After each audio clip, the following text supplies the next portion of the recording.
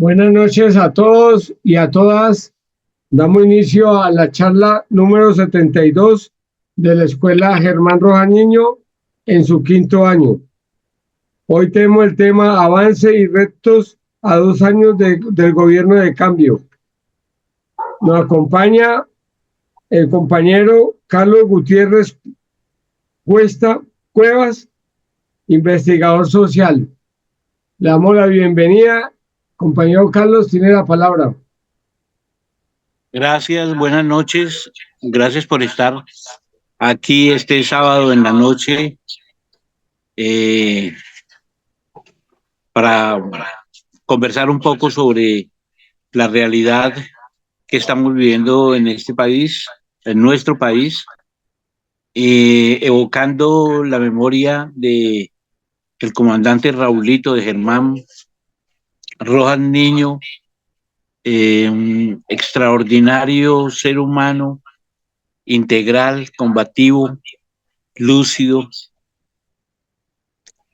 un tierno conductor político revolucionario inolvidable, y también evocar a Vladimir Zavala, que fue inspirador, gestor de proyectos, de muchos proyectos y de muchas andanzas. Estuvieron con Raulito en la Asamblea Nacional Constituyente, hicieron un equipo que dio mucho de qué hablar y de qué pensar. Y me complace mucho pues estar esta noche en la escuela Germán Rojas Niño.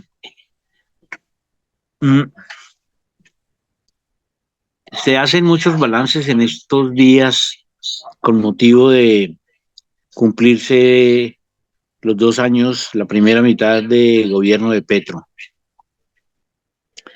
Llama la atención que este hecho, cumplimiento de 2 años de un gobierno, suscite tanta discusión, tanto debate, tanto balance de uno y otro lado.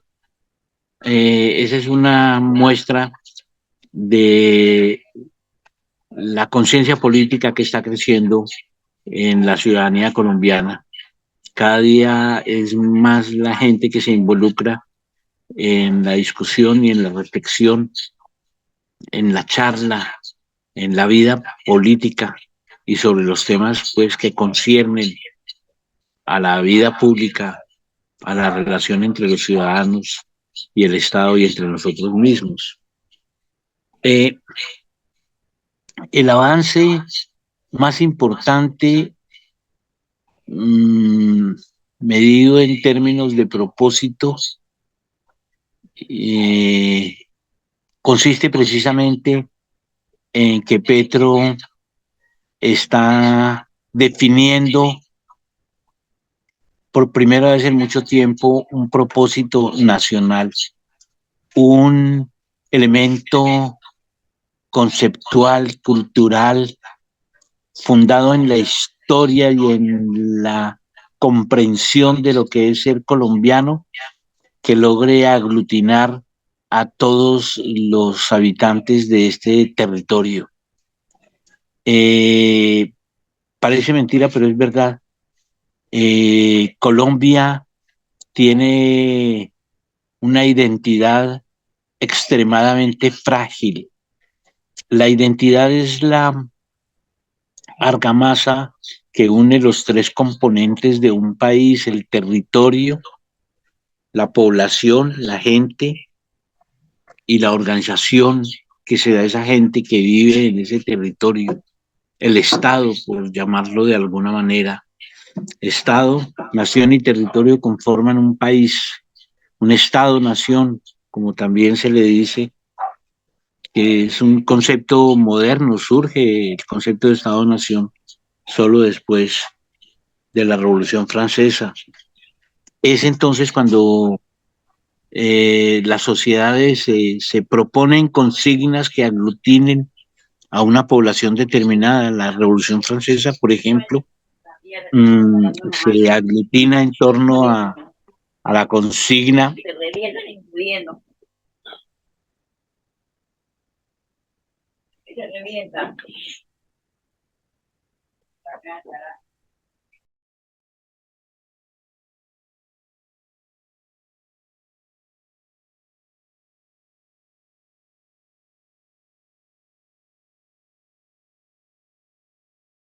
Compañero Carlos,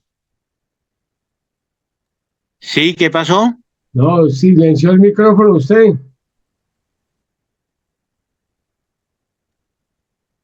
No, no lo he silenciado, no lo he tocado.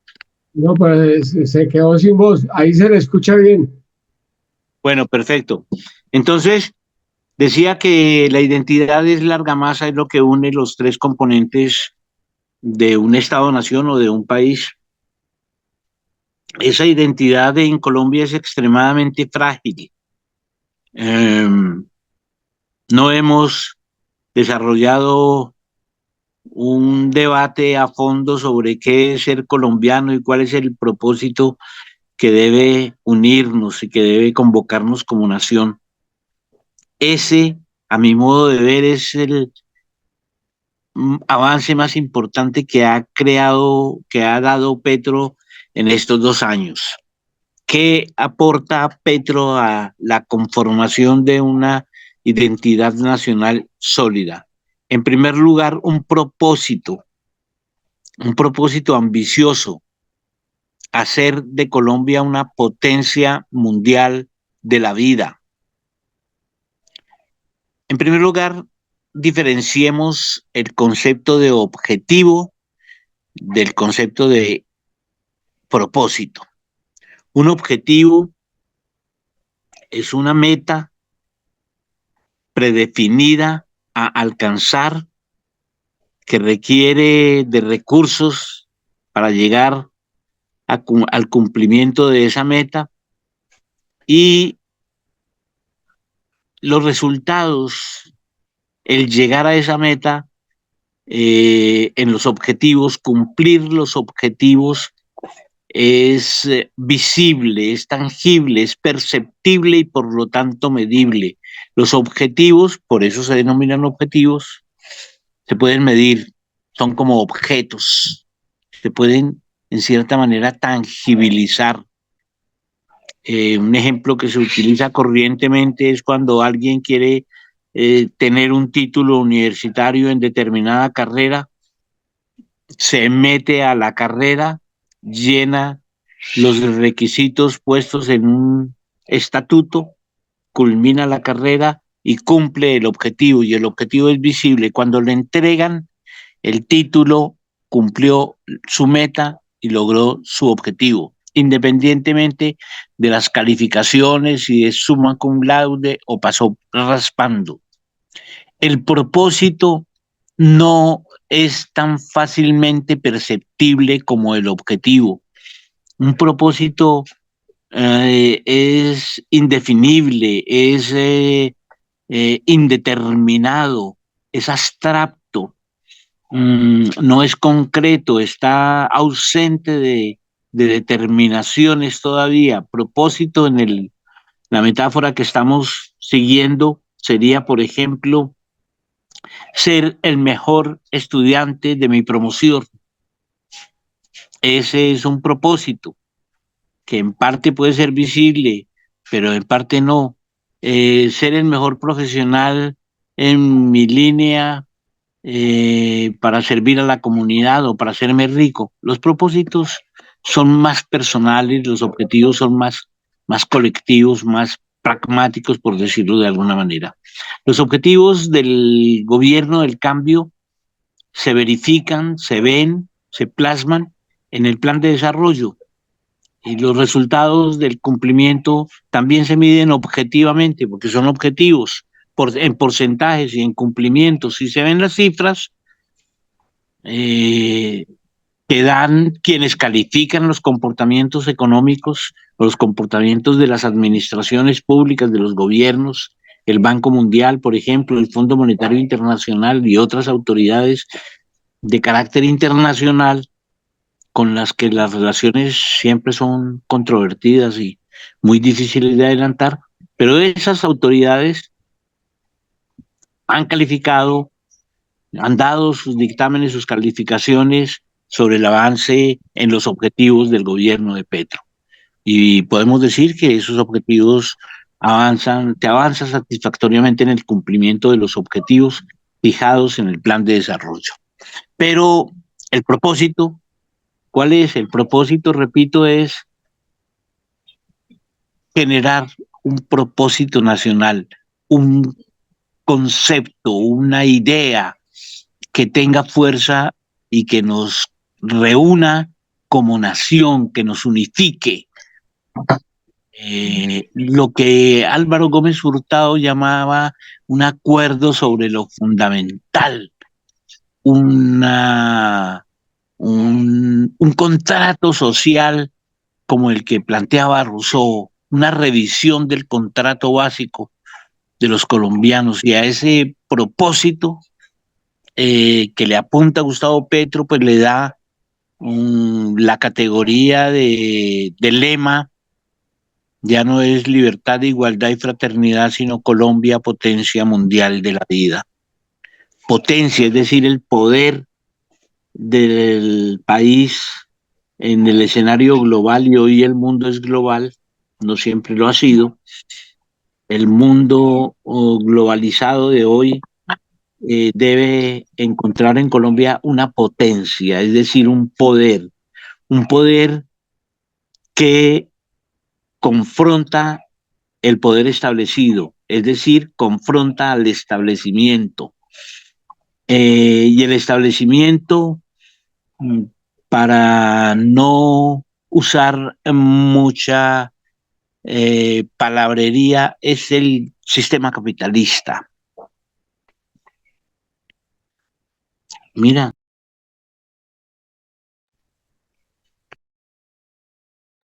Compañero Carlos, se le apagó el micrófono.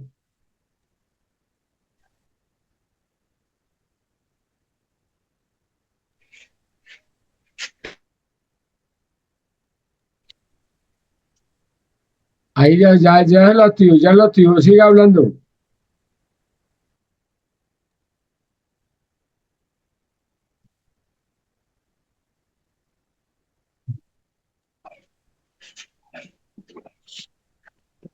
un momentito. Ahí ya se le escucha, compañero. ¿Aló? ¿Me escucha ahí? Sí, se le escucha. Muy bien. Decía que para no ir más lejos, el poder que Colombia debe enfrentar como potencia mundial de la vida que aspira a ser es el poder, el que debe enfrentar es el poder del capitalismo. Así lo explica con una admirable lucidez eh, filosófica, diría yo, Gustavo Petro en una conferencia que dio hace un par de semanas en, en un centro universitario en Queens College de Nueva York. Les recomiendo ver esa conferencia que dio Petro en ese auditorio universitario en su reciente visita a Nueva York. Ahí explica eh, cuál es la contradicción fundamental de nuestra época, eh, y señala desde una perspectiva claramente marxista y declaradamente marxista que la contradicción fundamental no es una contradicción de clase, sino que es la contradicción entre el modo de producción capitalista y la vida humana en el planeta, y que esa es la contradicción que nos obliga en este momento a tomar partido y que el propósito de convertir a Colombia en una potencia mundial de la vida es una manifestación de toma de partido integral en todos los aspectos de la vida nacional por la vida. Eso implica ordenar el territorio en torno al agua como fundamento de la vida. Eso implica tomar medidas efectivas para enfrentar la crisis climática, eh, frenar la extracción, la comercialización y el consumo de combustibles fósiles, desestimular la producción de plásticos y de excedentes, eh, impulsar la producción agropecuaria, el uso de materiales alternativos y la economía popular. Mira,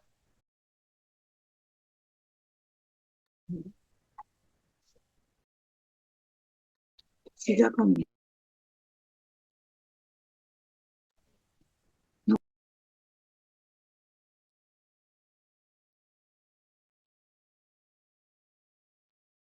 Compañero Carlos, ¿Aló? sí, sí, es que apaga el micrófono. No, no lo apago porque no estoy tocando, estoy hablando desde una tablet y posiblemente la señal está interrumpiéndose. Yo Ah, estoy en el bueno, campo, pero listo, continúe, compañero, ya le escucha bien. muy bien. Decíamos entonces que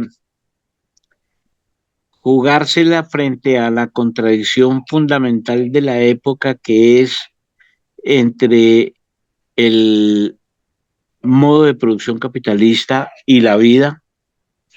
mm, Jugársela significa tomar posición y Petro lo manifiesta en esa conferencia y lo ha manifestado en reiteradas oportunidades, tanto en los eventos internos como en los internacionales.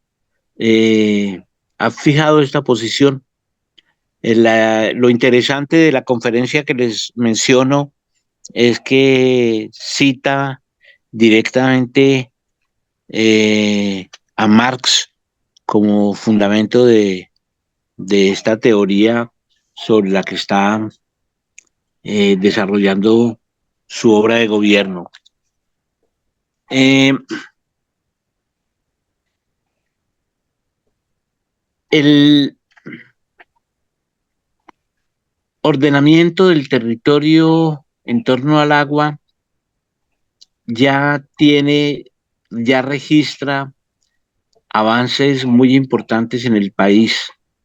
La recuperación de la península de La Guajira como territorio con un suministro de agua básico, fundamental, resuelto por primera vez en su historia.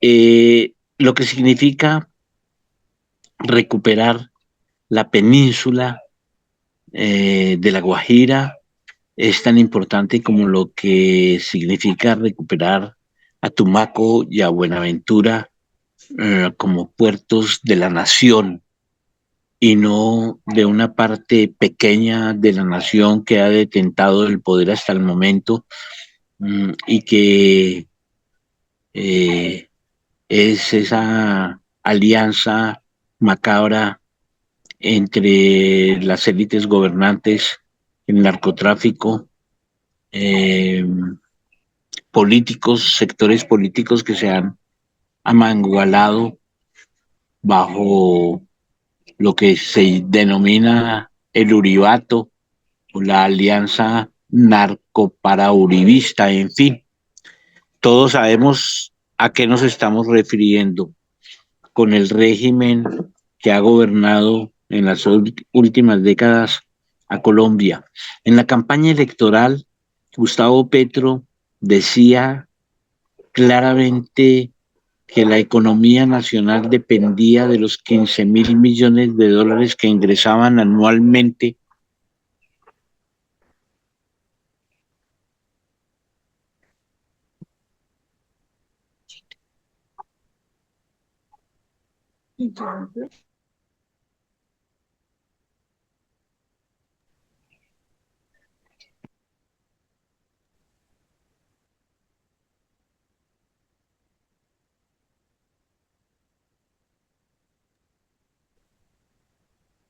Mientras que el compañero Carlos habilita el sonido, Margarita Carreño pide la palabra.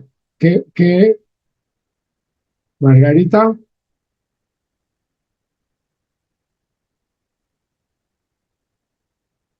Margarita, ¿sí me escucha? Ay, me mueve la cabeza si me escucha. Sí, Ah, bueno, ¿usted está pues pidiendo la palabra? sería, ¿cómo? ¿Está pidiendo la palabra? Sí, mira, es que el compañero Carlos está haciendo una caracterización de los objetivos que se están avanzando en el actual gobierno. Entonces, me parece muy interesante que, que nos oriente cómo aterriza los logros. Estaba en el momento que se interrumpió la conferencia hablando de la recuperación de La Guajira y la necesidad de recuperar Buenaventura y Tumaco, ¿no? Y ubicando el problema del agua. Pero pues sería muy interesante que él nos ubicara con más especificidad, sin revisar cifras, en los logros tan importantes que los medios masivos de comunicación no visualizan, pero que evidentemente uno está corroborando en las comunidades y a través de seguir la lectura de los discursos de nuestro presidente, cómo está avanzando en esos logros. Sí, gracias, compañera Margarita. Compañero Carlos Gutiérrez,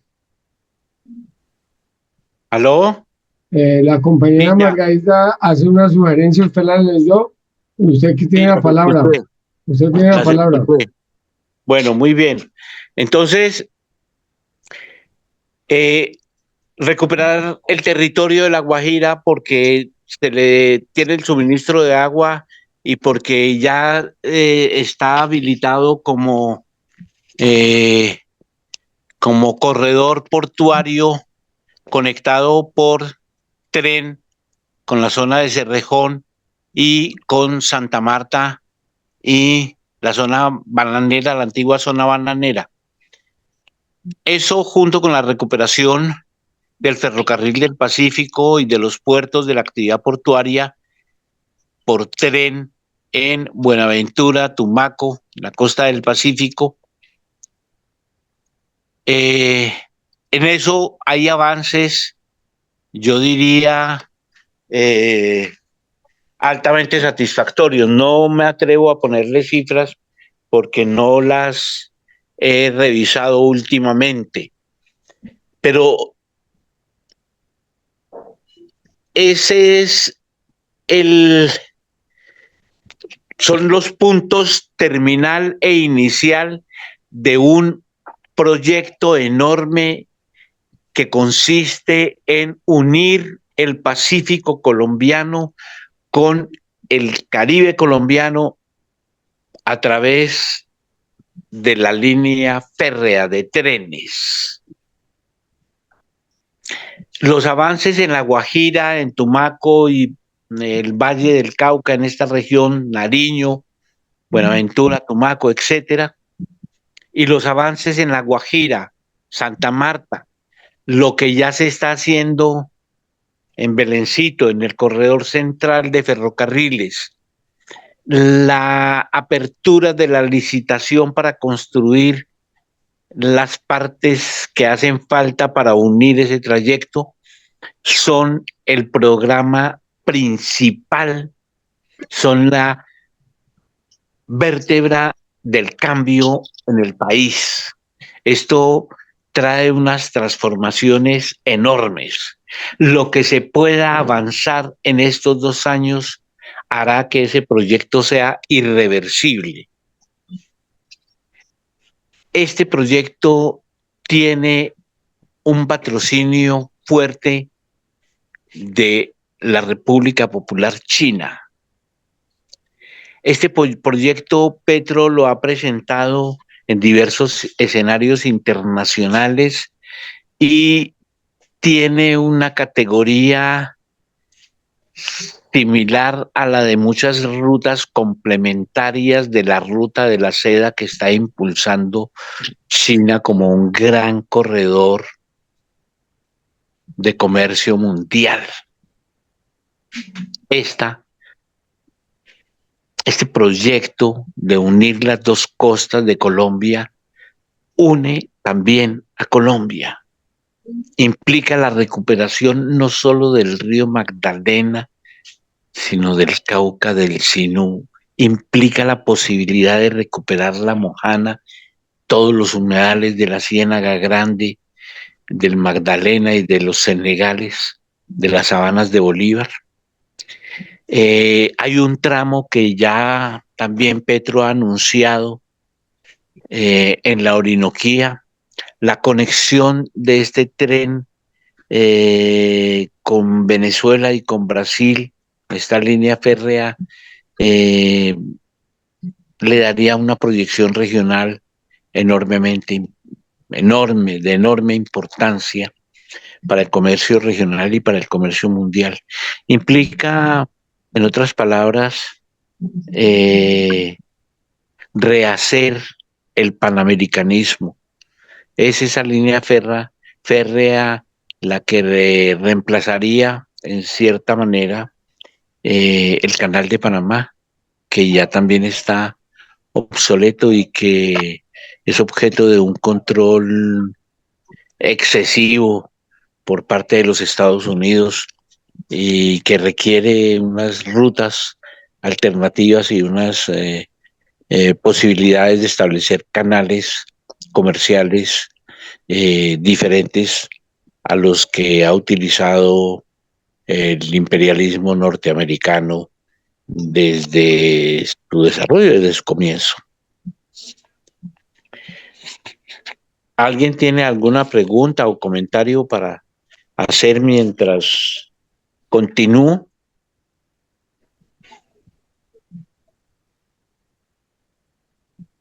¿Aló?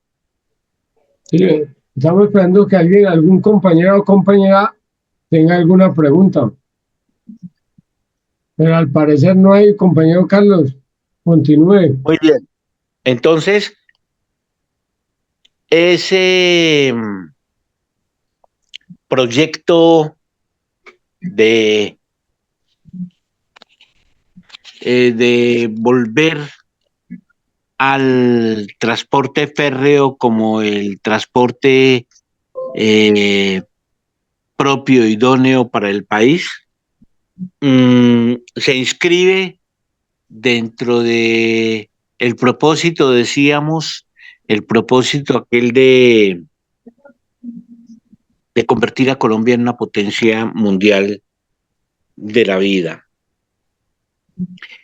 Pero esto es solo toca solo el aspecto de la infraestructura, el territorio. Claro, desde luego la relación entre la población y el territorio se va a modificar radicalmente a partir de la operación de la entrada en operación de estas líneas férreas. Pero lo más importante es que, o igualmente importante, es que esta reversión al transporte férreo, ese cambio hacia el transporte férreo, va a modificar la relación con los bosques, va a contribuir a la protección de importantes territorios de las cuencas, de las laderas andinas, de las montañas colombianas, va a disminuir el uso de combustibles fósiles, va a cambiar el transporte en Colombia. Colombia es un país camionero, de choferes, es un país de choferes, y tiene un comportamiento completamente diferente al de los países donde el transporte ha sido esencialmente por ferrocarril. Mm, pero repito, esta transformación se da en medio de la crisis más grave del capitalismo, una crisis que nos tiene al borde de la Tercera Guerra Mundial. Una crisis que se está agravando todos los días y una crisis en la que Colombia se comporta como tiene que comportarse alguien que quiere ser o quiere ser reconocido, ser identificado como una potencia mundial de la vida. Nadie sensato podría creer que es potencia mundial de la vida el que patrocine y respalde el genocidio de Palestina que está perpetrando el régimen israelí, las fuerzas de ocupación israelíes. Nadie puede ser aspirar a ser identificado como potencia mundial de la vida si no se la juega en las conferencias internacionales sobre el medio ambiente, denunciando la hipocresía de los países desarrollados, que son los principales causantes de la destrucción de la huella de ozono y de la contaminación atmosférica y de las emisiones de CO2, y que no retribuyen ese daño que hacen a la humanidad. Y se lo ha planteado no solo llamándolos hipócritas en la cara, sino proponiéndoles una fórmula muy pragmática de resolver el problema: es paguen un impuesto, y ese impuesto nos dedicaríamos en Colombia y en otros países donde se recibieran esos recursos, se dedicarían a mantener familias cuidadoras de los bosques. Miren qué delicia, un país dedicado a cuidar bosques y que los países contaminantes lo mantengan por cuidar árboles, por cuidar el agua y por disfrutar del paisaje. Esa es más o menos la propuesta. Y una propuesta igualmente pragmática que ha hecho Petro a la clase dirigente colombiana, a las élites latifundistas, para comprarles sus territorios, sus propiedades ociosas, a fin de entregárselas a los campesinos para hacer productivo el trabajo en el campo, para asegurar la provisión de alimentos para el país y de exportar, obteniendo así importantes divisas que reemplacen las que dejan de obtenerse por cuenta del narcotráfico que mencionaba hace un momento. En la campaña Petro hablaba de 15.000 millones de dólares anuales que ingresaban al país por concepto de narcotráfico, y ninguno de los periodistas internacionales o de sus competidores por la presidencia fue capaz de pararse a desmentirlo. Esa cifra es cierta, esa cifra se ha modificado al dejar de ingresar los dineros del narcotráfico. La economía, suponían estos personajes, se iba a reventar, y lejos de reventarse, la economía se ha recuperado. ¿Cómo es posible que todos los días se estén incautando cargamentos de cocaína y sin embargo la economía exhiba unos resultados tan interesantes como los que han recibido las buenas calificaciones de los organismos internacionales? Eso se explica porque el empleo, la inversión y la productividad agropecuaria en el campo han crecido rápidamente en estos 2 años. El empleo en donde más crece, en el sector donde más crece en estos 2 años, ha sido en la producción de alimentos. Eso está todo explicado en una charla que dio Petro el 7 de agosto desde Venta Quemada, dando las cifras más destacadas de su gobierno. Sin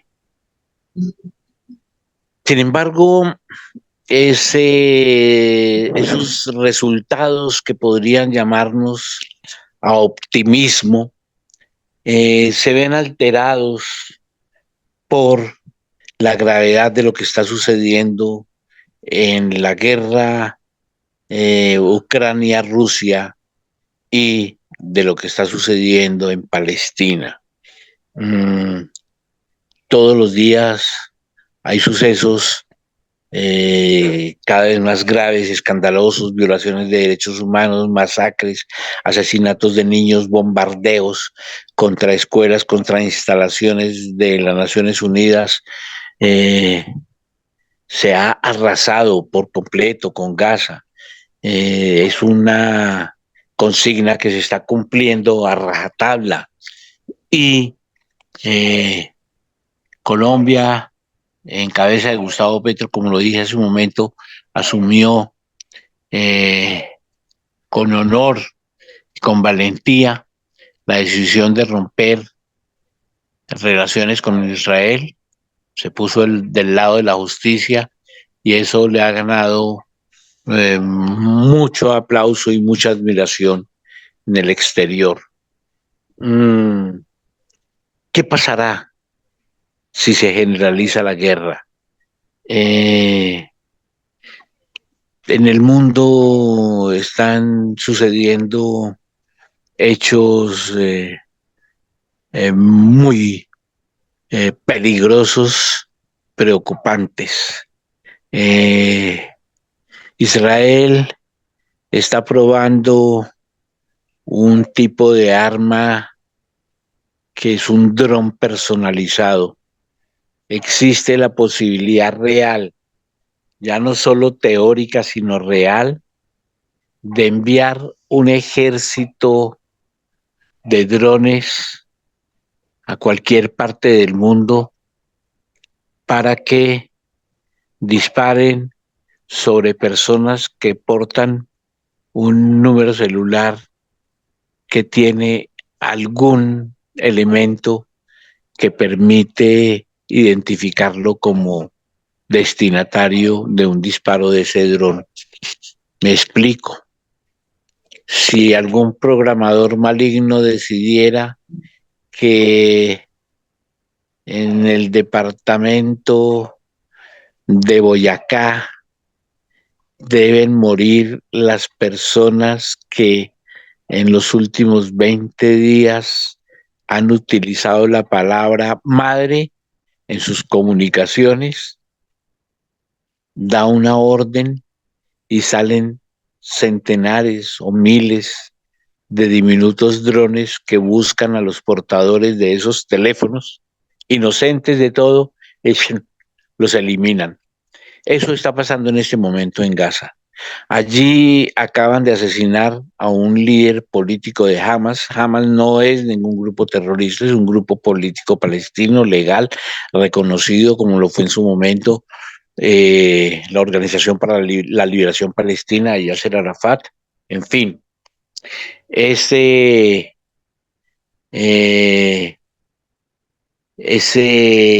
uso de la tecnología personalizada para causar la muerte de personas siguiendo una orden digital, un algoritmo, es una realidad espeluznante, pero que está pasando en este momento. Se está probando a escala masiva, impunemente. Eso es lo que está pasando en Israel. Las grandes compañías armamentísticas norteamericanas y europeas están comprometidas en la comisión de estos delitos y la única posibilidad real de enfrentar una amenaza de este tipo es la que está presentando Rusia en su guerra contra Ucrania.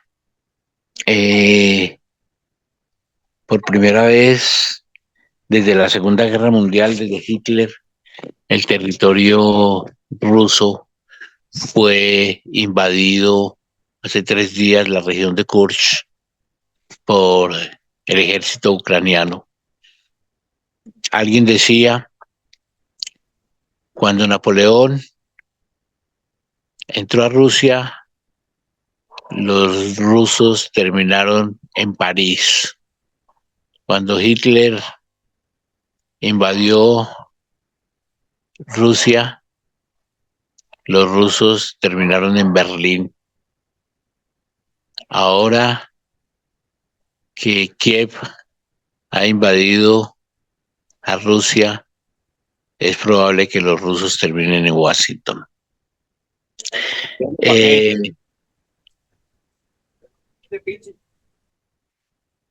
¿Cómo? Compañero Carlos, ahí la compañera Margarita tiene alguna pregunta. De acuerdo.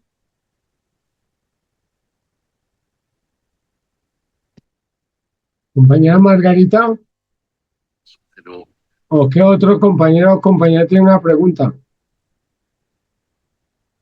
Yo sí quiero hacerle una pregunta al compañero Carlos, es de que nos diga nos diga 3 desafíos que tiene el gobierno del cambio para dejar consolidado cierta parte de estas políticas del gobierno.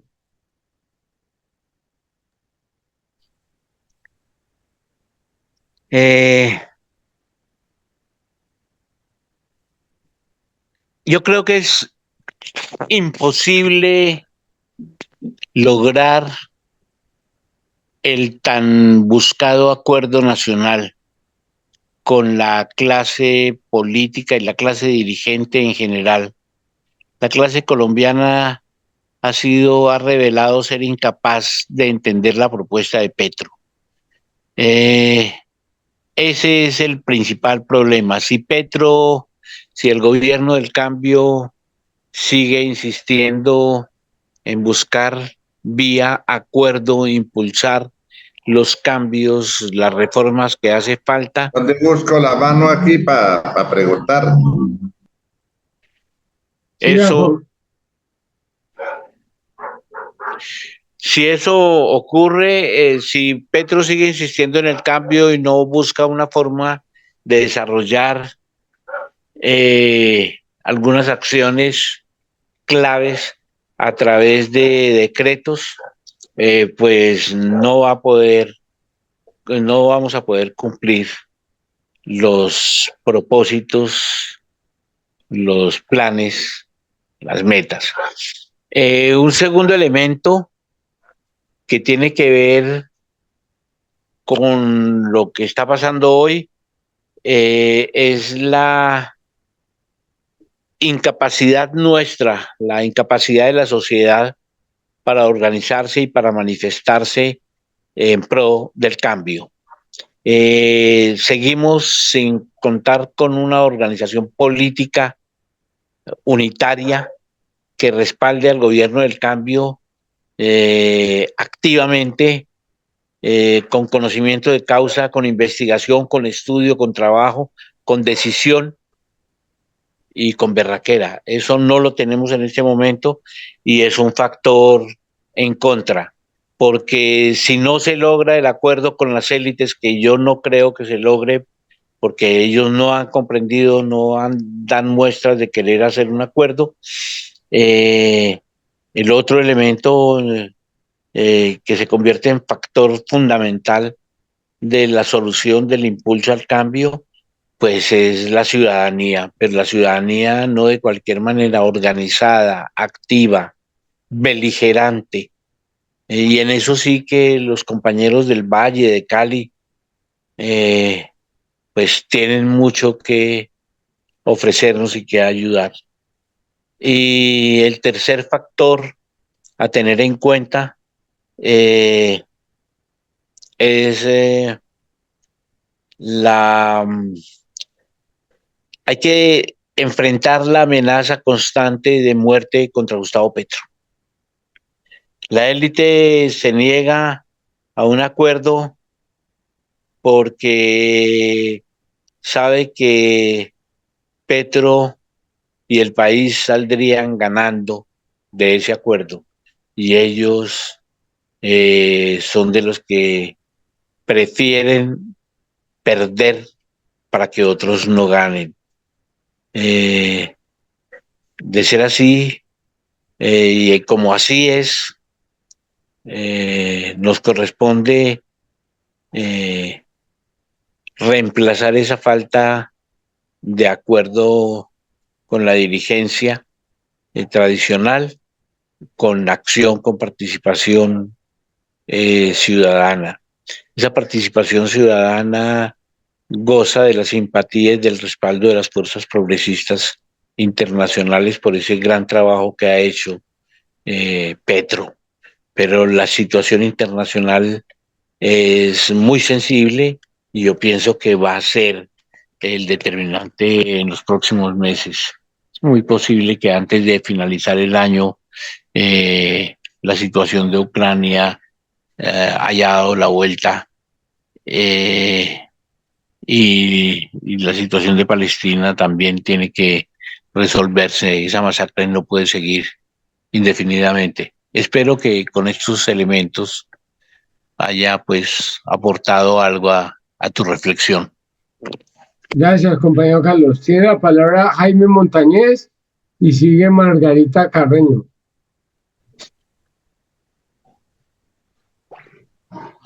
A ver,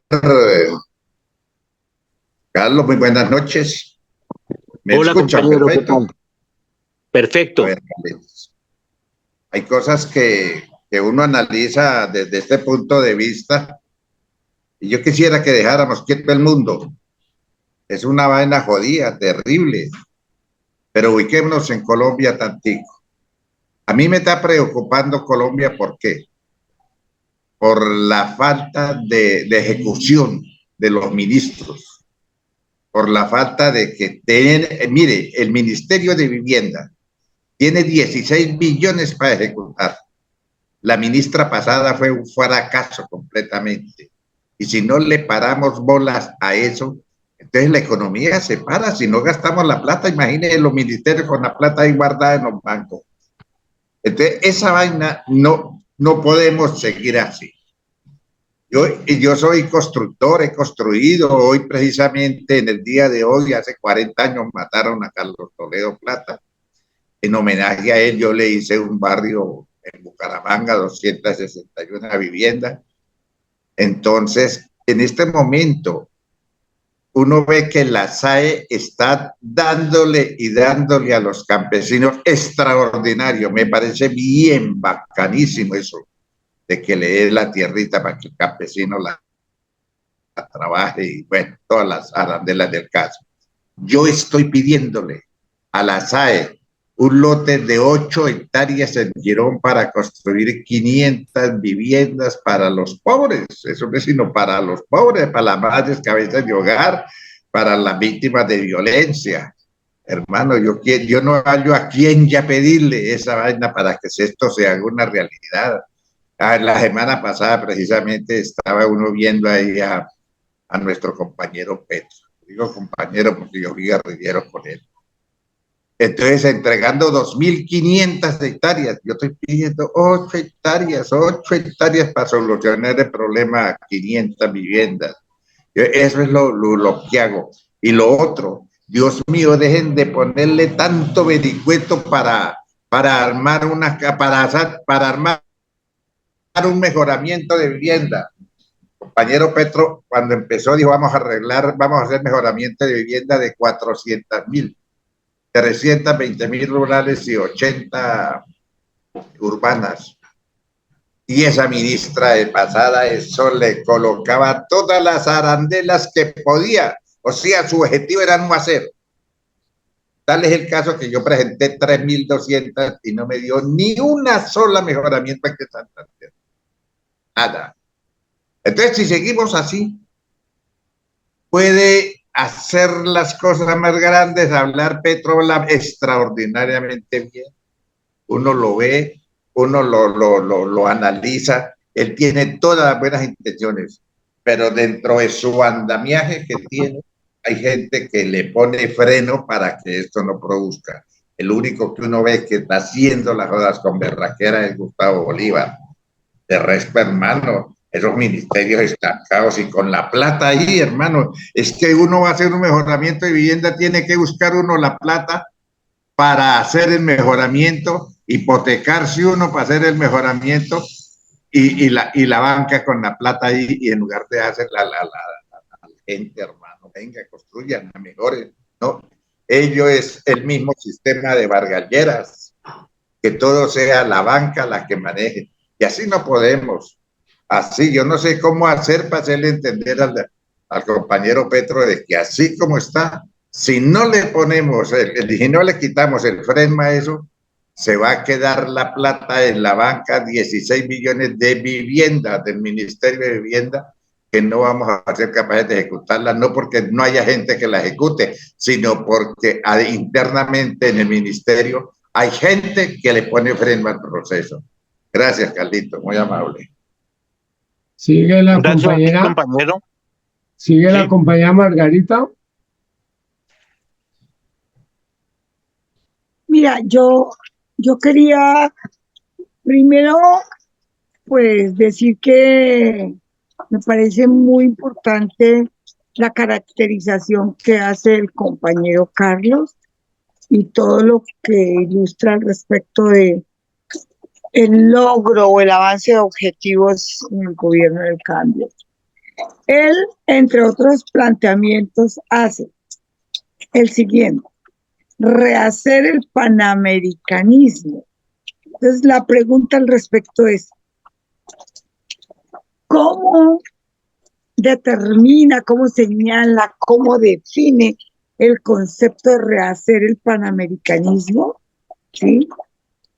Y con relación al gobierno del cambio. Y la otra pregunta es, con respecto al transporte férreo, idóneo para el país. Por mi ignorancia, yo veo los ferrocarriles de carga, pero pienso en los ferrocarriles de pasajeros. Hoy por hoy el desarrollo tecnológico tiene los tren bala y bueno, otro tipo de medios de comunicación férrea que son supremamente adelantados. ¿Cómo competir en este país con esa tecnología de punta para mejorar la comunicación? Gracias. Gracias, compañera Muy Margarita. bien. Muy bien. Entonces, gracias, compañeros Margarita y Julián, por las intervenciones. En vivienda y en otros frentes, los ministros han fallado. No le han cogido el ritmo, no comprenden la dinámica y se quedaron pegados al cumplimiento de las normas. Y esto, Petro lo advierte y toma decisiones tan pronto como toma conciencia. Hace pocas semanas se posicionó la nueva ministra de Vivienda y he oído que está imprimiéndole nueva dinámica al ministerio que venía ciertamente rezagado. En el Ministerio de Educación, que es un ministerio de tanta importancia, pues acaba de llegar el brillante exdirector de la SAE, un joven que tiene las características de un liderazgo bien interesante y que va a mover el tema en educación. Ya empezó, hay unas bienes que había solicitado la Universidad Nacional, el rector Leopoldo Múnera, a la SAE, que ya le fueron entregados y ya el ministro tiene anunciado y en ejecución un plan de recuperación de bienes inmuebles y de instalaciones para usos educativos en todo el país, a partir no solo de lo que tiene la SAE, y desarrollar nuevos tipos de construcciones escolares. En fin, hay una serie de programas que van a ganar en ejecución y en rapidez en ejecutar en estos 2 años que quedan. Y creo que Julián y compañeras y compañeros, yo creo que podemos tener confianza en que las cosas van a cambiar.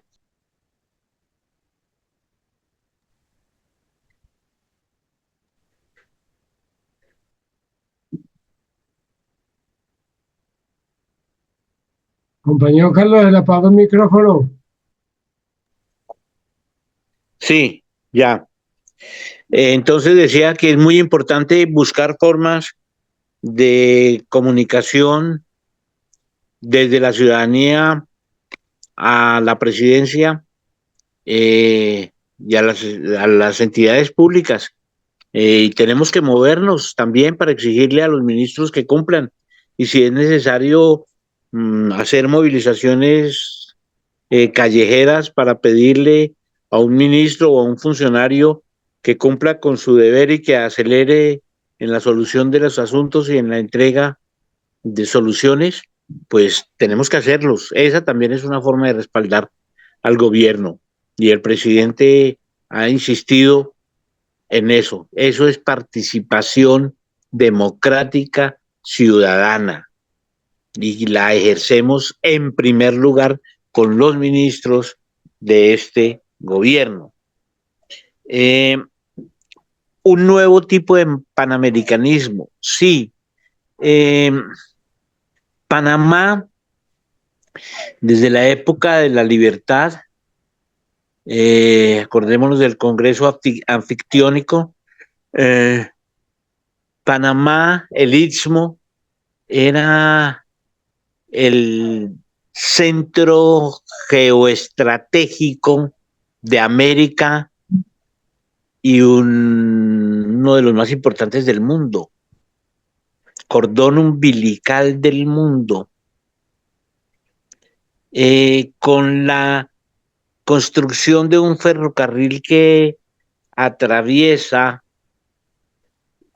el territorio colombiano, une la costa pacífica con la costa caribe colombiana, con puertos inscritos, insertados en el comercio mundial, hace que el istmo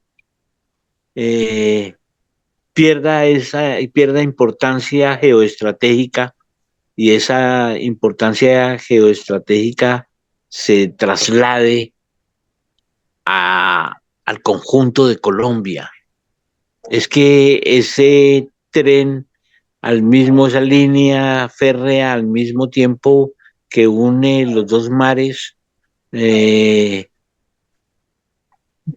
sirve de contención para las corrientes migratorias que van por Urabá y el Darién.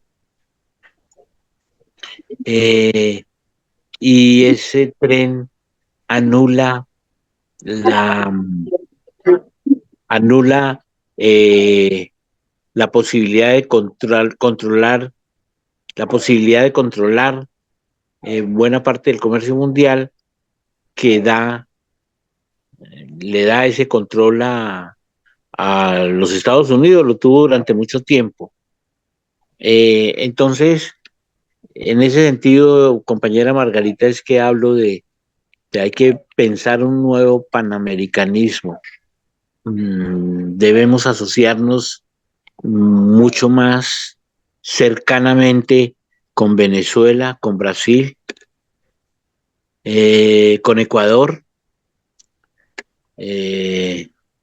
y así convertir esa ventaja geoestratégica de ser la esquina de América del Sur, convertirla en un factor de poder regional y de poder global. En ese sentido, el nuevo panamericanismo tendría como eje no a los Estados Unidos, que fue el que terminó beneficiándose por el Canal de Panamá, sino tendría como eje a Colombia. Compañero Carlos, Sí, tiene una pregunta la compañera Mirna. Mirna, ¿tiene la pregunta? No, no es una, bueno, sí es Yo. pregunta, pero también es como una intervención. ¿Puedo? Sí, sí, hágale. claro.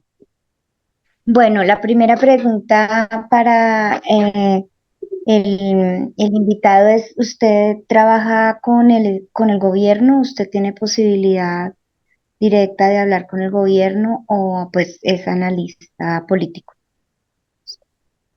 solamente? No, yo soy un ciudadano corriente, me dedico a escribir y a estudiar y soy un pues partidario del pacto histórico y del gobierno del cambio y de Petro, y estoy analizando y escribiendo y dando conferencias permanentemente sobre este y otros temas, pero no soy Bueno, funcionario, me gustaría hacerlo.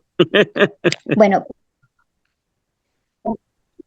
entonces yo trabajo con, pues sí, pues te pregunté porque yo trabajo con el Estado en educación, soy maestra de aula, pero me he dado cuenta cuáles son, por ejemplo, uno de los problemas que tiene y que incide en la falta de ejecución.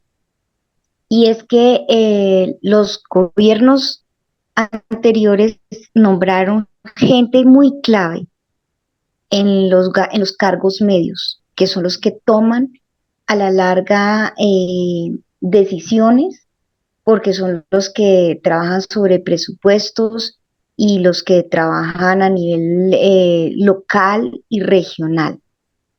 Entonces es difícil, lo digo porque en los colegios se está dando eso de que los mayores opositores en el distrito son los mismos doctores y los coordinadores. Ellos están recibiendo unos incentivos, digamos, una especie de sobornos legales que se han venido dando desde hace muchos años y que son millonarios, ¿ya? Entonces, por ejemplo, ellos reciben unos incentivos que a la larga terminan bajando el nivel académico. Otra cosa, por ejemplo, que se está viendo algunos concejales del distrito es que una de las estrategias que se está haciendo a nivel de gobernaciones y de ciudades, distritos como Bogotá, es que los que están mandando y que no son de la línea de Petro, ellos están quitando presupuesto, haciendo una estrategia de empobrecimiento, por ejemplo, de lo que es los colegios y no sé si otras entidades, pero creo que sí, porque acá vino una persona también que me contó sobre salud. Entonces están empobreciendo los colegios al quitarles presupuesto y esto va a suceder exactamente lo mismo que pasó con los hospitales públicos, que los lleva a la quiebra.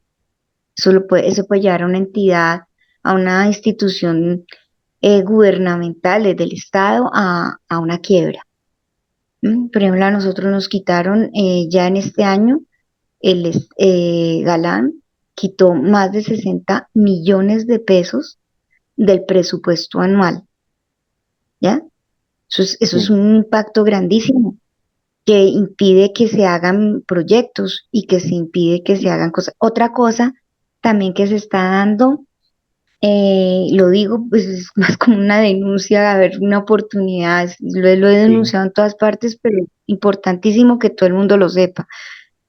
Otra cosa que se está dando es la, o sea, el problema de nombrar ministros y cuestiones es que nadie, pues un ciudadano que no esté metido en el Estado y no, como que no sepa cómo se maneja eso, tiene una cantidad de procedimientos, todos con la idea de menos robar, pero a cada cosa que se inventan para eso, entonces hace que se vuelva más lento y más burocrático todo.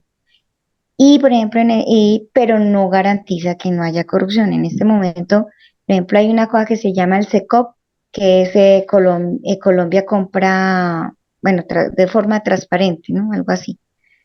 Pero, por ejemplo, los rectores no tocan el dinero, nunca lo llegan a tocar, porque esto es una plataforma, digamos, automática de Internet virtual, donde cada quien sube el, su licitación, ¿sí? Se abre la licitación y cada quien sube.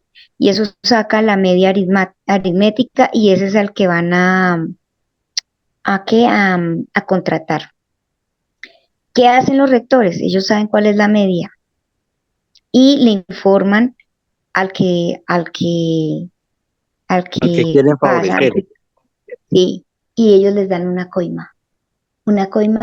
que, que nunca va a aparecer como una plata que se dio o que cogió el rector del Estado. ¿Se me expliqué? Sí, Entonces, eso es lo que se está dando, eso es una de las cosas graves que se está dando. Y los incentivos que les dan los gobiernos de turno para que apoyen políticas de ese gobierno, del gobierno que estén mandando. En especial, por sí, ejemplo, sobre pérdida y deserción. Suena muy bonito, pero entonces, ¿qué está pasando? Que nos obligan a pasar una cantidad de niños que no saben leer ni escribir. Y tú llegas a bachillerato, que es donde yo trabajo, con niños que no saben leer ni escribir. O sea, que no pueden coger un libro y leerlo. O sea, ujú, no pueden, eso es gravísimo. Y así sí, yo diría que están muchas entidades. Por ejemplo, acá hay una chica, por pura casualidad, de la Secretaría de Salud y dijo que habían quitado todo un programa de salud que es Salud a la Casa, donde le toman, iban psicólogos, psiquiatras, iban de laboratorio a hacer exámenes a las personas para determinar si tenían hipertensión, si estaban deprimidas, si tenían diabetes, ¿ya? Y sí, lo quitaron de un tajo. Entonces son todos programas que las personas no se dan cuenta que eso es una forma de atacar al gobierno sin tener que pasar por lo, digamos, corrupto, o sea, por esos temas que se pueden controlar, ¿ya? Esa es sí, una de las cosas que voy a decir y es grave. Ahora, estoy de acuerdo contigo que una de las cosas, pareciera que nada tiene que ver con Colombia, pero sí tiene que verlo todo, y es la parte internacional. Los, digamos que Latinoamérica está a la expectativa de ver qué es lo que pasa, porque de ahí dependerán muchas cosas. Van a depender contratos, si se logra imponer el BRICS, y no sé si, por ejemplo, Gustavo Petro habrá adelantado algo con los chinos, que son los duros ahorita en los trenes. eh, y también en lo que es, si Estados Unidos llega a ganar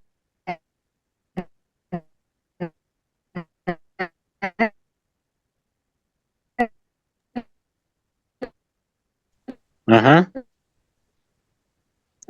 Se le recortó a Sí. Mirna. A Mirna se le cortó. Bueno, compañeros, yo quiero hacer unos comentarios a partir de lo último que estaba diciendo la compañera Mirna. Carlos, compañero Carlos, es que hay Sí, tres personas, me gustaría que imagínense escuchara a ustedes tres la, compañeros. bueno, y el muy bien. envalentonamiento que va a tener. Ahora, no algo con Bueno, la OTAN. Y Mirna, ya se lo ha manifestado. Bueno, Mirna, se le está entrecortando, Mirna. El compañero Edgar tiene la palabra.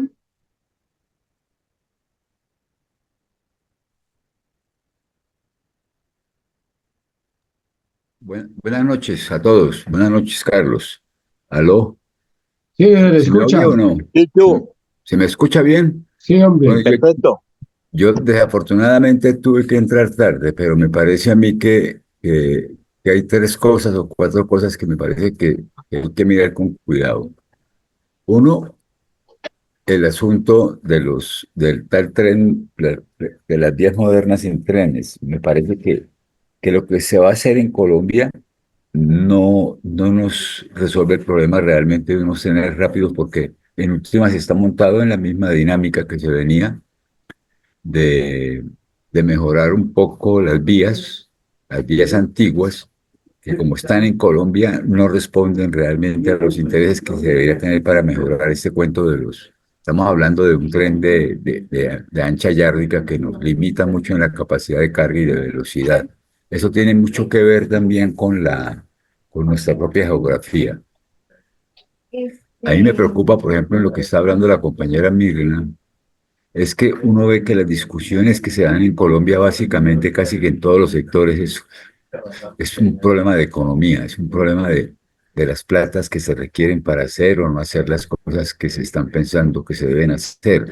Pero el problema central para mí en la educación no son las muchas o pocas cosas que se están haciendo, sino lo que realmente se está realizando para mejorar los sectores que son muy importantes en la economía. Y en la educación, para mí, que es una parte central, me parece que lo que dejó la anterior ministra, si es empujado de acuerdo a lo que se venía planteando, va a ser algo muy, muy importante lo que va a realizar el compañero Rojas ahí. Pero hay algo que a mí me ha saltado siempre la cabeza, es que en Colombia no hemos logrado resolver desde el punto de vista de la educación una pedagogía que nos permita realmente unirnos en un solo propósito, ¿ya? Y yo pienso que eso es lo importante, o sea, los maestros se preocupan mucho por su salario, por sus fuentes, por sus condiciones, pero no hemos entrado en la discusión central, que es la discusión de qué es lo que deberíamos estar enseñando para poder integrar los diferentes sectores económicos, sociales, étnicos de nuestro país. Eso no lo hay. Seguimos pensando en una educación para indígenas, en una educación para negros, en una educación para los otros, pero no en una educación que nos logre integrar desde el punto de vista de que somos uno solo, una sola Colombia. Eso me parece que es muy, muy grave que no se haya abocado a esa discusión, que los maestros no estén aportándole a esa discusión, que todo se nos vuelva un problema simple y llanamente de tenemos plata o no tenemos plata para hacer muchas cosas, pero lo que tenemos que hacer no lo tocamos nunca, siempre nos quedamos en las salas. Yo no creo en el cuento del panamericanismo. A mí me parece que el panamericanismo fue una exigencia que hizo Santander y sus aliados a Bolívar, que pensaban no en un panamericanismo con Estados Unidos, sino realmente en una alianza de toda la América fuera de Estados Unidos. En una relación donde Estados Unidos sea un socio con nosotros es muy difícil porque siempre nos impondrá su criterio y su visión. Tenemos que lograr una visión latinoamericanista para que realmente podamos convertirnos en un peso en términos del mundo. Yo pienso que será más el pensamiento de Bolívar que lo que terminó siendo un cuento del panamericanismo. Yo no sé qué plantearía Carlos porque desafortunadamente entré muy tarde, pero creo que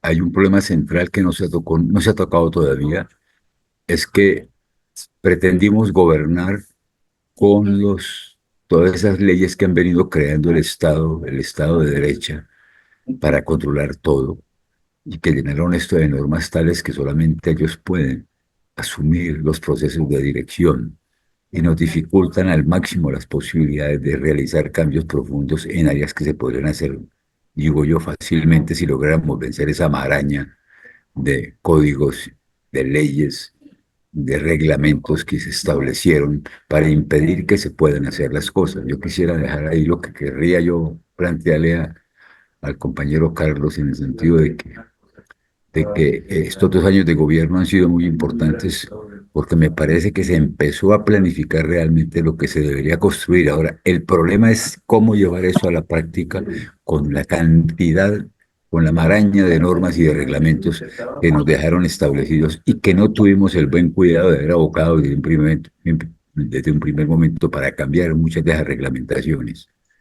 Muchas gracias por la palabra, compañero Mauricio. Gracias, Gracias. Edgar.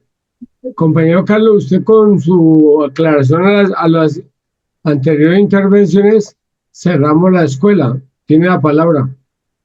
Gracias, Pero, Melvin. compañero, perdón, a mí me gustaría intervenir porque cuando yo volví a levantar la palabra, me iba a referir a lo que planteó la compañera sobre la educación y que el compañero Edgar de alguna manera lo tocó. Compañera, que sea algo concreto para ir cerrando. Listo. Mira, cuando ella plantea la preocupación porque los niños no saben leer. A ver, el problema es que los niños no saben leer o que la escuela no está desarrollando procesos pedagógicos para acompañarlos en ese proceso de lectura. ¿Sí? En la escuela ha perdido el discurso pedagógico. Tiene que ver con la formación docente. Tenemos maestros que se volvieron más llenadores de planillas y de formatos, ¿sí? Que maestros que reflexionan alrededor de los conceptos pedagógicos como en antaño. Entonces, falta revisar el conocimiento del niño frente a las percepciones, las reacciones, los afectos, los desafectos, los amores, los desamores, las necesidades fundamentales del niño. Es decir, mirarlo desde el concepto de Octavio Paz de la otredad, ¿no?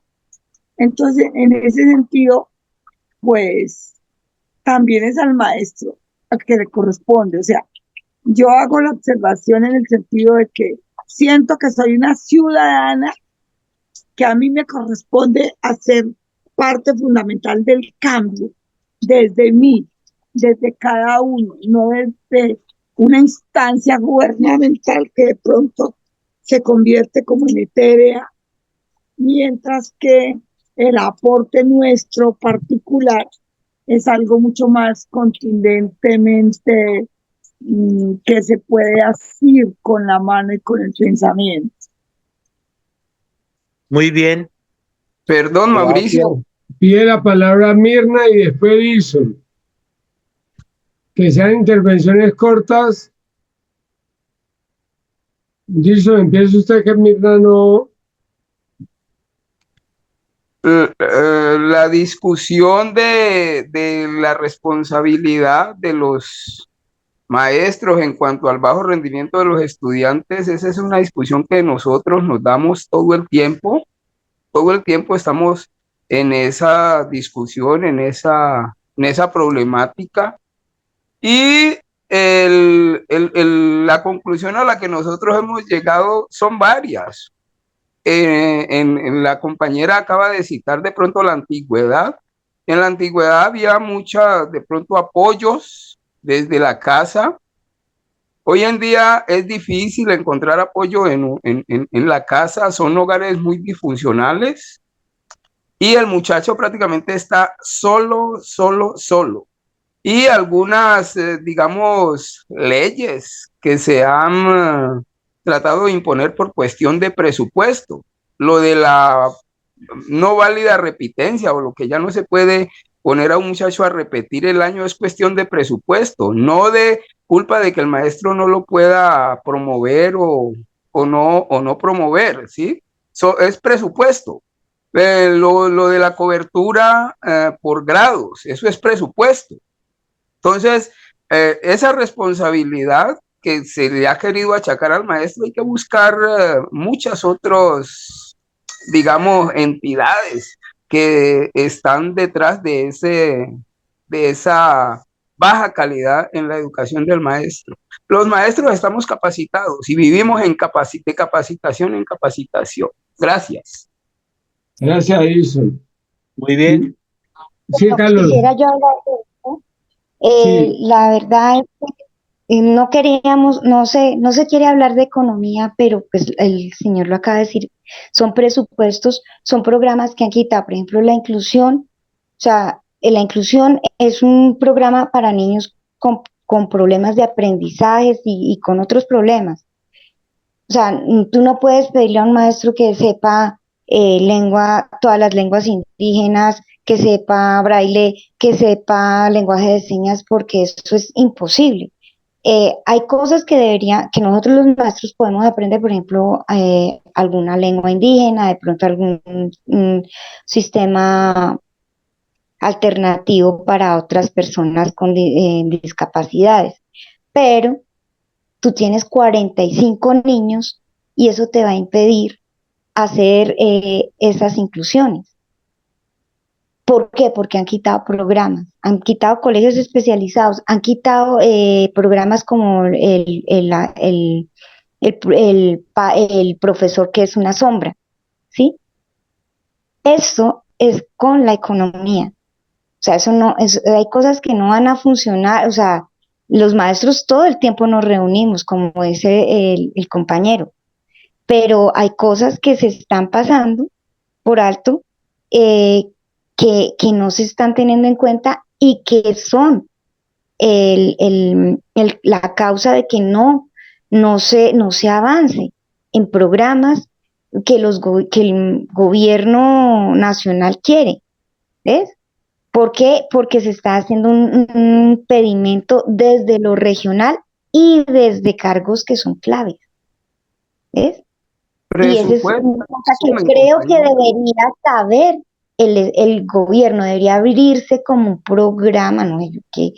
Como algo así que todos se puedan comunicar o crear como una red de comunicación, así como esta escuela, una red donde de alguna manera se recojan cosas y se lleven al gobierno y decir, mire, esto es lo que está pasando, ¿ya? Por ejemplo, el gobierno no quiere que se gasten en papel, pero los que llegan con el presupuesto se gasta en otras cosas en vez de tecnología digital para que no se gaste papel.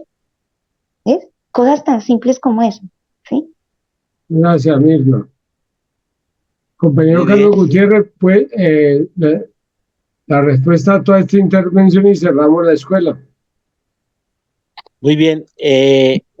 Yo quiero llamar la atención sobre un hecho interesante que acabamos de protagonizar todos nosotros. Son las 8:35, 34. Llevamos aproximadamente una hora y media de un sábado conversando sobre 2 años de gobierno de un presidente del que nos sentimos cercanos, que es nuestro presidente. Este es un cambio, todos lo sabemos y lo hemos dicho muchas veces. El primero en 200 años, desde la época de la independencia, desde la batalla de Boyacá el 7 de agosto. No teníamos un cambio tan importante en el gobierno, en la jefatura del Estado, además. Y esto crece cada día la discusión y el interés ciudadano por estos temas. ¿Cuál es nuestra responsabilidad? ¿Qué es lo que debemos y podemos, si queremos, hacer para darle fuerza e impulso a este proceso y para poder darle continuidad? Ese es el gran asunto. Los colombianos somos individualistas, talentosos, recursivos, vivaces, vivarachos, ingeniosos, pero tremendamente individualistas, eh, con unos niveles muy bajos de asociatividad, con muy pocos niveles de estudio, de lectura. Somos el país de la OCDE que menos lee. El nivel de lectura en Colombia es 3 veces menor del que tiene Venezuela y nos burlamos de que los venezolanos son brutos. Aquí no hay ni librerías. Eso de que somos un pueblo culto, eso es cuento. Pero la raíz está en ese individualismo que nos impide crear asociaciones, alianzas. Es muy difícil encontrar gente que pertenezca a una cooperativa, a una junta de acción comunal, a un sindicato, a un comité de vecinos. Y diariamente Petro nos está invitando a que nos organicemos y a que nos manifestemos como ciudadanía. Pero hay que superar ese ejercicio de las marchas, de la bandera, la consigna financiada por el sindicato, con el altavoz en el que siempre habla el poco imaginativo dirigente sindical. No, compañeros, tenemos que hacer nuevos tipos de reuniones, usar las redes sociales como lo estamos haciendo en este momento. Este es un evento que sirve, esta reunión, esta conversación, que sirve y nos anima y nos ayuda a comprender la realidad de lo que está pasando, a defender este gobierno, a impulsarlo y a pedir que mejore en lo que tiene que mejorar. Y tengamos claro que una buena contribución al mejoramiento de la gestión de nuestro gobierno es criticando, señalando y gritando. Si un funcionario no funciona, pues hagámosle un mitin, firmemos cartas, presentemos derechos de petición. Los organismos de control, pues, están del lado del enemigo de clase. Enfrentemos la andanada mediática y para eso, para enfrentar la amenaza ideológica, pues es necesario estudiar, leer, comprender, examinar, analizar. Con solo ponerse a ver los discursos del presidente Petro, hay material de estudio que nos puede ayudar muchísimo. Acordémonos que la generación de nuestros padres, quienes vivieron los episodios dramáticos del 9 de abril de 1948, contaban, y la historia lo reitera, que el pueblo gaitanista seguía las intervenciones de Gaitán por las emisoras. Era esa la forma en la que Gaitán podía identificarse, encontrarse con su gente, ilustrarla, debatir, enseñar, hacer pedagogía, corregir el rumbo y seguir adelante. Petro lo hace constantemente a través de las redes sociales, pero la comunicación, la iniciativa no solo debe partir del gobernante. Nosotros tenemos el derecho, pero también es el deber de pedirle a nuestro gobierno más pilas. No generalicemos, estudiemos las situaciones, busquemos dónde está el mal y armémosle un mitin. Creo que así vamos a poder avanzar. Mil gracias, compañeros, por su presencia y de verdad espero que nos hayamos animado un poco más en estudiar y en aportar a este gobierno que es nuestro gobierno. Mil gracias. Compañero Carlos, uno de los objetivos de esta escuela de formación política es escuchar a nuestros invitados cada 8 días y salir a socializar esos nuevos conocimientos que nos comparten los invitados.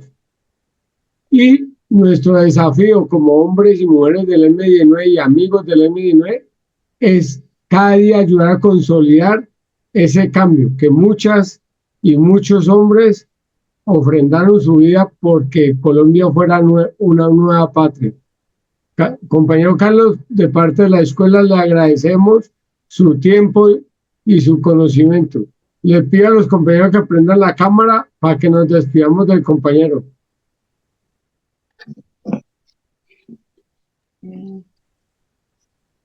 Nayib Beltrán del exterior nos acompaña hoy. Wilson en Cali, Zuli Bucaramanga, Margarita Bucaramanga, Mirna Bogotá, Franjay, nuestro asesor de la paz en Cali, Carlos en Cali, Cecilia Carranza, ¿en qué ciudad? Cuesta, municipio, Vereda, en la Vereda. Piedecuesta, está Yamile García, nuestra poeta de la escuela, está Caterina en Cali, Mónica Pinzón en el Cauca, Guillermo en Cali. Le queremos decir, compañero, muchas gracias por su tiempo. Ay, Miriam, se me estaba olvidando mi compañera Miriam. Y esperamos una próxima sesión compartir con usted. Hasta luego a todos. Hasta luego. Hasta luego, muchísimas gracias, compañeros, compañeras. Mónica, gracias por su segunda vez que nos acompaña. No, gracias a ustedes por la invitación. Maravilloso. Ah, y les tengo que decir, Muchas gracias a todos. el secretario de esto me tengo que decirle, el ministro de Salud no pudo hacer presencia hoy porque el señor presidente, nuestro compañero, le hizo hacer 3 audiencias, pero nos acompañó Carlos, que nos llenó de buenos elementos para poder salir a socializar. Entonces, hasta luego, ahora sí, chao.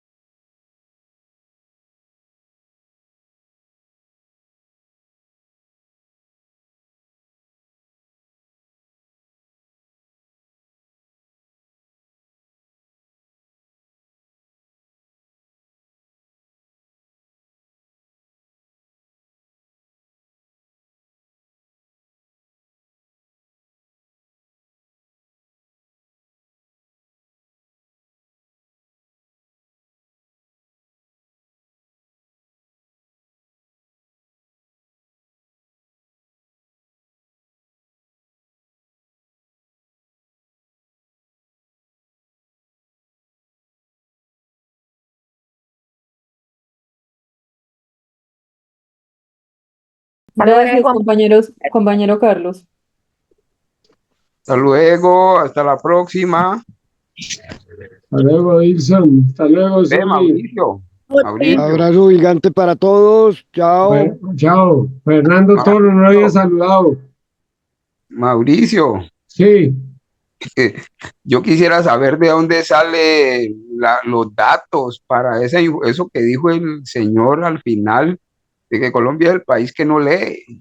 Yo quisiera saber de dónde sale, qué encuentra Hansen. Yo lo pido por el interno y se lo envía a todos en el grupo. Sí, porque es que yo nunca he estado de acuerdo con eso.